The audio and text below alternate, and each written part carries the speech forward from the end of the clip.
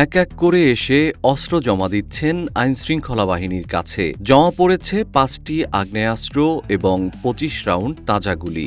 দৃশ্যটি সুন্দরবনের দুর্ধর্ষ বনদস্যু ছোট সুমন ও তার বাহিনীর আত্মসমর্পণ অনুষ্ঠানের। ২১ মে বেলা ১১টায় কোস্টগার্ড পশ্চিম জোন সদর দপ্তর চত্বরে zonal commander captain Mohammad Mejbaul ইসলামের কাছে অস্ত্র ও গুলি জমা দিয়ে আনুষ্ঠানিক আত্মসমর্পণ করেন ছোট সুমন সহ ৭ দস্যু।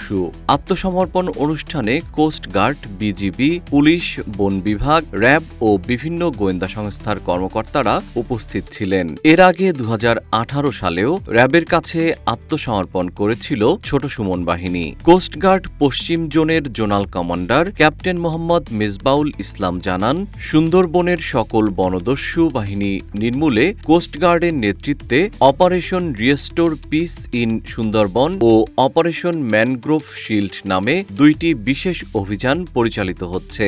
এই অভিযানের প্রেক্ষিতে সুন্দরবনের বিভিন্ন দস্যু বাহিনী বর্তমানে ব্যাপকভাবে কোণঠাসা হয়ে পড়ে এবং আত্মসমর্পণের সিদ্ধান্ত নেয়। আমরা খুবই সন্তুষ্ট এবং খুশি যে আমাদের একটা বাহিনী আজকে আমাদের আত্মসমর্পণ করলো।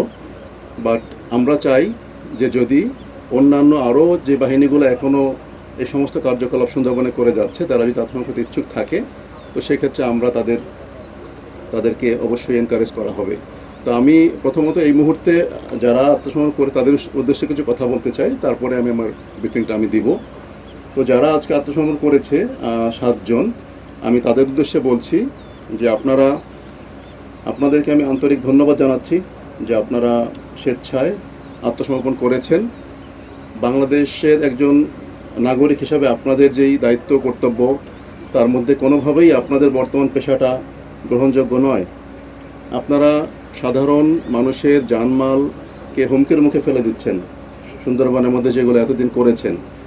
এখন যেহেতু আপনারা স্বেচ্ছা আত্মসমর্পণ করেছেন, আমি আশা করব আপনারা সুস্থ স্বাভাবিক জীবনে ফিরে যাবেন।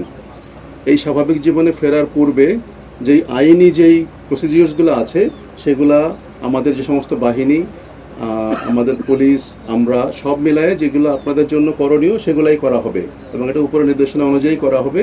সেক্ষেত্রে বাংলাদেশ সরকার যেই নীতিতে আছে সেই নীতিতে আপনাদেরকে আশা করি আপনারা লাভবান হবেন।